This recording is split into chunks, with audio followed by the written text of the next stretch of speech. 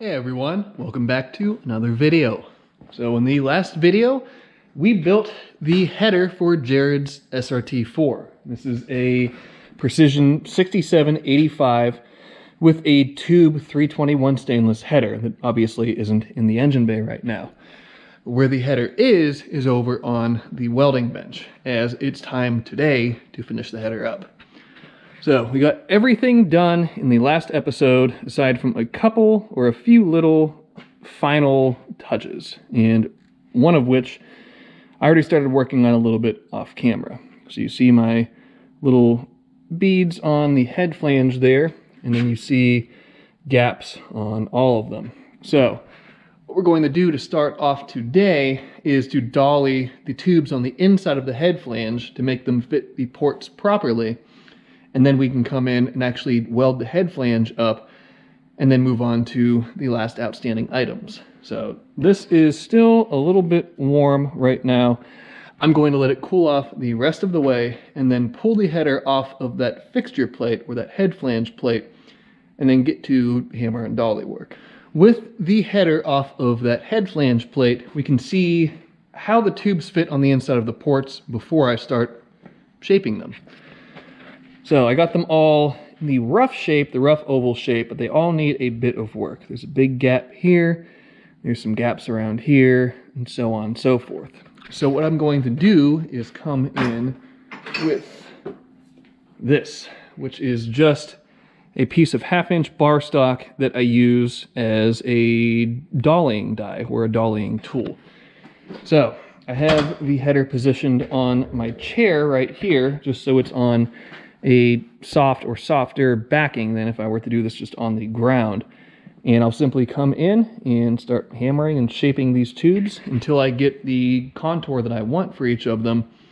And then at that point we can put it back on the head flange fixture and start actually welding.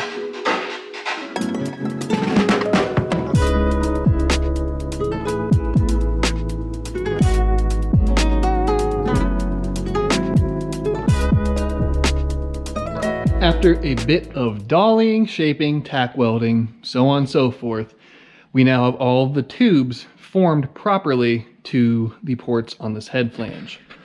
So there is, I guess, going from right to left from this vantage point, 1, 2, 3, and 4.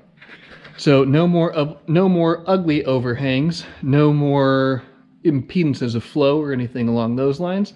This thing is ready to be welded up. So I'll go ahead and get it fastened to our head flange plate right here. And then at that point, I can get started with a back purge and get to welding all these tubes to the flange.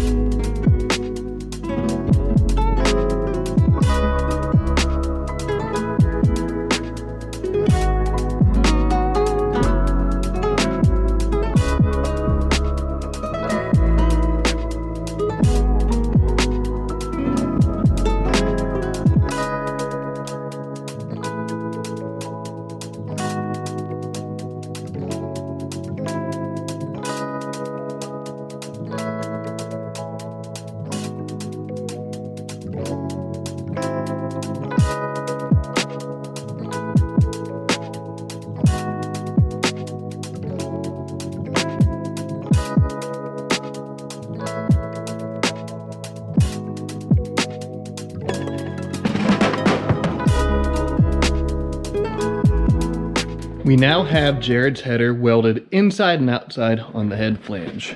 So here is the outside, at least the root pass on the outside. And if we tip it up, we can see all of the ports are welded on the inside as well. So next thing to do is to come in and put a cover pass on the outside welds. And that's just to put a little bit more meat down. And we're going to use a special filler rod for this. So right here, I have silicon bronze, which what it is compared to a normal stainless TIG filler wire is an actual brazing rod or brazing wire. The reason that I use this in this application, in this instance, is it allows for a bit of ductility or flexibility on those weld joints. where as these tubes expand and contract, the normal stainless filler material, stainless weld, can be more brittle than that of a silicon bronze weld joint. So we're just putting additional material down that's a little bit more flexible, so that way with thin walled tube like this, we're less likely to have a fracture, a rupture, a crack, or anything along those lines. So I'll go ahead and put the header back on this plate, get all the clamps in position, and then we can put this silicon bronze pass down.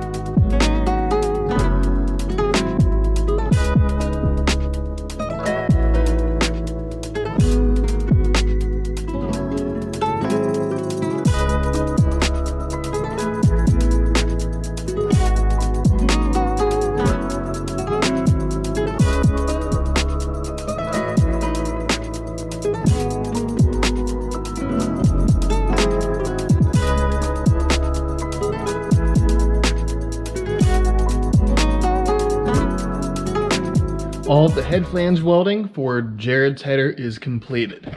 So these silicon bronze welds came out very nicely. Very happy with them. And these should provide a weld that holds up for the long term for the use of this car. We'll see. So we have 3 things left to do on this header until it is completed. We need to put the retention tabs, the collector retention tabs in place. We need to put the EGT bungs in place. And of course, we need to put a BPA brand logo on it. So I'm going to start with the actual collector retention tabs, and then we can move on to the rest of it from there. There are a few different tab styles that people will use for collector retention for a dual slip collector. So in the instance of the Supra, I use the spring style. And since I built this header, I've kind of moved away from the spring style. Now, I really like the look of it, but in terms of actually holding the part together, as is the tab's main job, I don't have an extraordinary amount of confidence that it will actually do that. Granted, by the time things expand and everything gets locked into place, it shouldn't be really an issue. But my preferred method at this point in time is to use this bolt style. So you have this simple stainless sheet metal bent tab that welds onto the collector, and then a bolt with a lock nut similar to what you would see on a V-band clamp that holds everything together. So the bolt can't stretch, or shouldn't be able to stretch nearly as much as a spring is able to. And in my mind, this just holds it together that much better. So with that being said, let me go ahead and fire the welder back up, get these tacked into place, and then we can weld the tab assemblies in. That will be done. We can move on to the EGTs then.